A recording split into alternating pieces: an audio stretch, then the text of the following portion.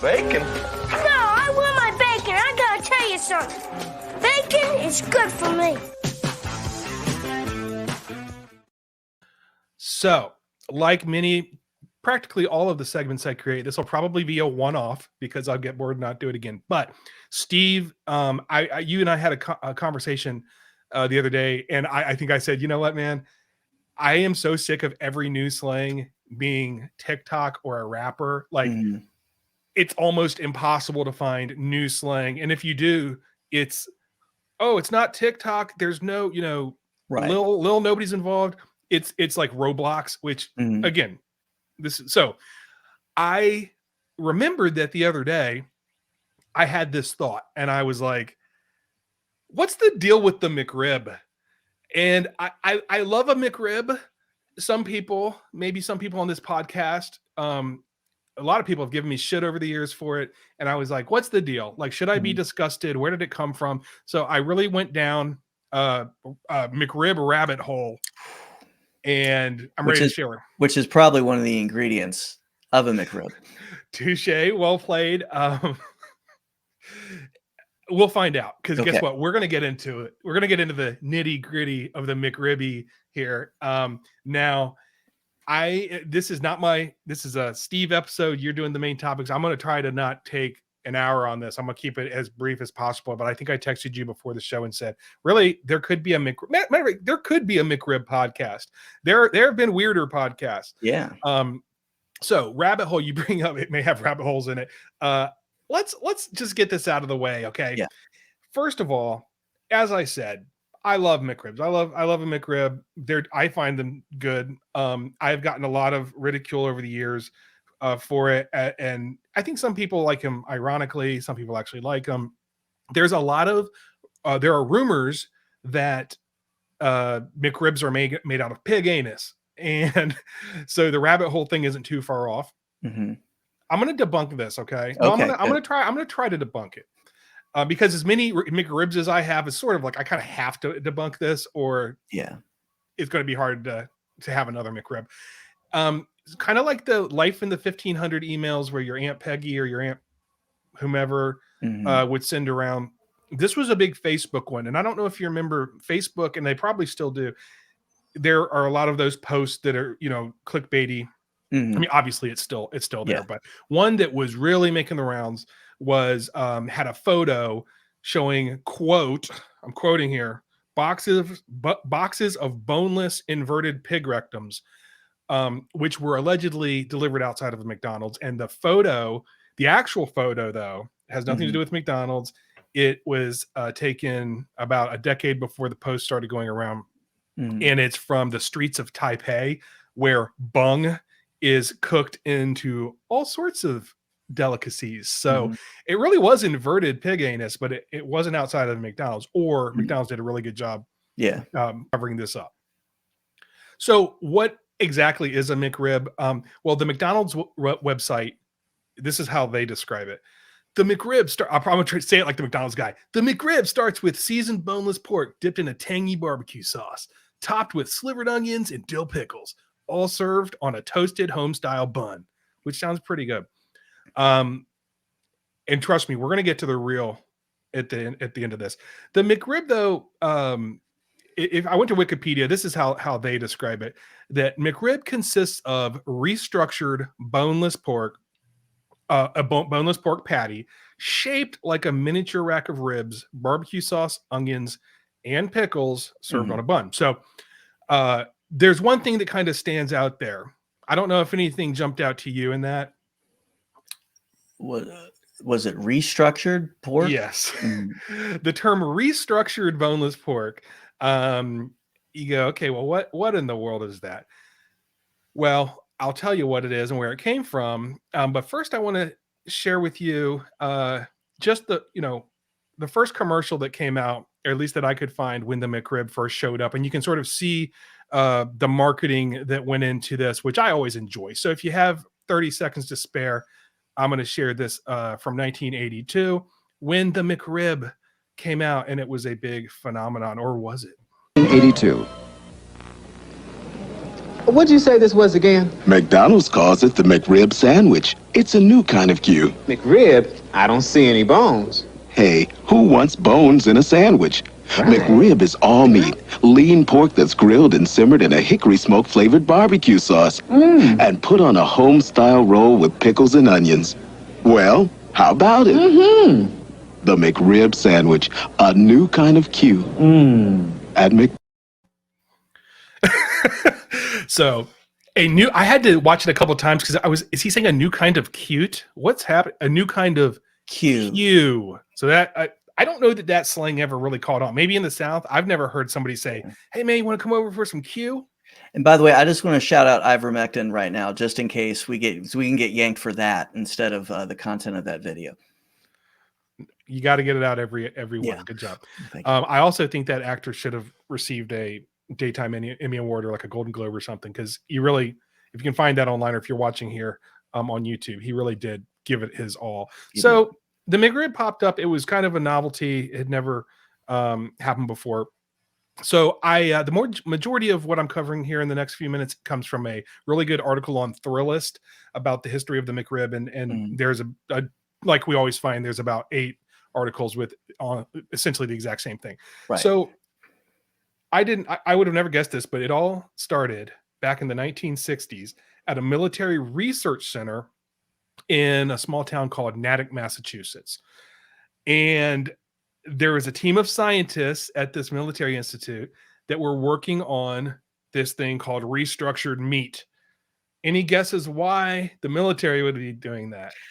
I've seen Night of the Living Dead, so I can imagine only what this could mean. Brains. Yeah, it was MREs, what are they called? Made ready to eat meals. Yes. That right, which supposedly stay good for a very long time. MREs, I'm sure everyone has probably heard of that. And so they were trying to come up with new ideas, and they were hitting up against a brick wall until the hero of our story emerged, and the creator of restructured meat is the very fake sounding Dr. Roger Mandingo. So Dr. Roger Mandingo figured it out, man. He cracked the case and was able to make a pork patty. And they did chicken, they did all sorts of stuff, but Dr. Roger Mandingo was and frankly, this is why I'm doing this, so I can say Dr. Roger Mandingo a lot. So anyway, he used pork shoulder and other meat, and they were used in MREs. In the 1970s, there was a little late 70s, there was a little CEO by the name of Ray Kroc, who was expanding, and obviously everyone knows Ray A. Kroc from McDonald's. He wanted to get in on this restructured meat game. He hired a gentleman by the name of Rene Arend, who's a classically trained chef from Luxembourg who worked at the Drake Hotel. And Kroc pulled him out, gave him Dr. Roger Mandingo's technology, yada, yada, yada. Guess what was born? Was it the McRib? No. You may have heard of it. Little something called the Chicken McNugget. Oh. And the demand was so high for the Chicken McNugget. I mean, you can imagine. That actually is something that has changed American society. That was a societal change when the McNugget was invented. Yeah. There was. I mean, in these articles talk about it. It was a game changer, and our fat asses were like, more. You talk about zombies and brains. Send more paramedics, man. Send more McNuggets. So there's a chicken shortage. Just like a couple years ago, there was like a wing shortage. The fatter we get, the more these shortages seem to happen. Yeah. Anyway, it was a phenomenon. And so the demand was so high for the Chicken McNuggets that they're running out. And the store owners were like, hey, we need something else. So Arend, the classically trained French chef, he's classically trained French chef, but from Luxembourg, had the idea to come up with a beef alternative, which essentially was pork. So he used the same technology that was used for the McNuggets, and he tried to basically make a pulled pork type sandwich. Mhm. And here's what I love, by the way, too. It said in the articles I was reading that it would have been cheaper, and there was some pressure for this chef Arend to just make a pork patty and Right. dip it in the sauce. But he said no. It will be molded to look like ribs. And for that, he's a visionary. I mean, He is. we could have not had the McRib as we know it. And let's be honest, the McRib's all about the sauce, man. And those ribs, the fake Mhm. ribs, really catch that sauce. So he stood his ground. He did the McRib we've come to know and love, and ta-da, the end. No, it was a bust. It was considered a big bust. Matter of fact, in the press, it was calling they were calling it the McFlop because nobody liked the McRib, or maybe a few people did. Yeah. So by 1983, it wasn't a new type of Q. Nobody cared, and it started to go off of Mhm. menus. So then this cycle of the McRib popping up every now and then began, and that ended up turning into a phenomenon itself. Now, why does that happen? So that was actually the main thing I wanted to know. It's like, what's the deal with this? So Right. there's three theories I found online to why it happens, and I think we'll kind of figure it out. One of them is that when pork goes on sale, which sounds ridiculous because they Yeah. can buy and flash freeze this and keep it for as long as Mhm. they want. But anyway, that's something that's out there, that whenever the prices of pork are low, they start making McRibs and then they ship them out. I read somewhere, and I could not find the article. I'd read it the first time when I was going down my rabbit hole, that the McRib is available pretty much at any time for franchise owners, however you put it. Mhm. And it's just a gimmick for them to be able to Okay. drive a little business in whenever they want to.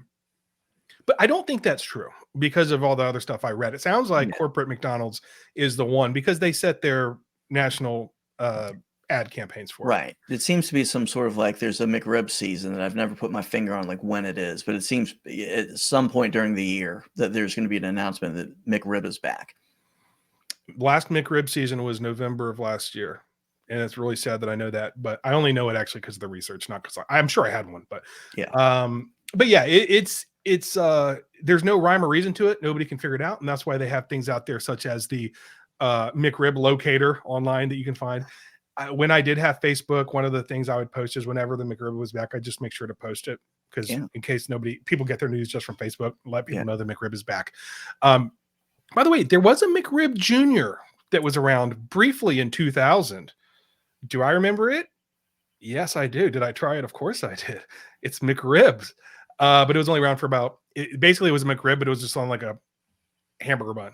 It was basically what would have happened if our guy didn't stand up for his ribbed meat. Okay, I'm going to wrap this up. What's in a McRib? McDonald's says pork patty. Mhm. Earlier on, Dr. Mandingo, I think, was the one that said it's mostly pork shoulder, but mostly, right? I don't think pork shoulder just does that. So it's gonna take a minute, but this is the money shot that everybody's been waiting for. What's in a McRib? I'm gonna read this to you. I'm quoting now Dr. Roger Mandingo. He says, restructured meat products, including the McRib, are commonly manufactured by using lower valued meat trimmings reduced in size by flaking, chunking, grinding, chopping, or slicing. That meat mixture is mixed with salt and water to extract salt-soluble proteins. Those proteins produce a sort of glue which binds muscle pieces together.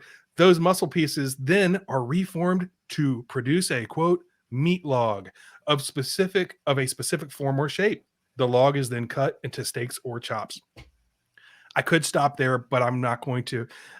Again, from Dr. Roger Mandingo, most people would be extremely unhappy if they were served heart or tongue on a plate, he said, but flaked into a restructured product, it loses its identity. Such products as tripe, heart, and scalded stomachs are high in protein, completely edible, wholesome, and nutritious, and most are already used in sausage without objection. So I'm going to stop there. It actually does get grosser a little bit, but I'm going to stop. Yeah. It's fairly gross. I will admit that sounded fairly gross. But one thing I didn't hear, pig anus. Right. And he's shooting straight with us. He straight up told us yeah. scalded stomachs are in there. Yeah. So, so Steve, I'm done. I just want to ask one question. If you had to guess, you would think that the McRib is most popular here in the U.S. because, as I have mentioned before, we tend to be fatter. But no, you might be surprised. What country likes the McRib the most? It's most popular in this country. I'm going to go with the opposite of what it should be. So I'm going to go with France. You're very close. It's even more opposite. Germany. And I say it's more opposite because I do think of Germans as sort of the anti-American in that you don't see many fat Germans, I guess. The Germans love it. And of course the Luxembourg loves it too. Yeah. Because their guy came up with it apparently. So my conclusion in all this is McRibs are awesome. And if you don't like McRibs, you might as well just join PETA because you're eating it anyway. So Steve, what do you think about McRibs? I did that on purpose. No, that was good. That's a good emotional, manipulative thing to say. And it worked for me because you've inspired me now to actually maybe try a McRib. But I have to say, the next time I feel bad, knowing that there's someone out there by the name of Roger Mandingo who also invented restructured pork and the McRib is just something that will always bring joy to me. I feel like I'm loaded for bear with knowledge on McRibs now. Awesome. That was the plan. And that was our first and probably only Origin of Eatcies. Bacon? No, I want my bacon. I gotta tell you something. Bacon is good for me. Speakses.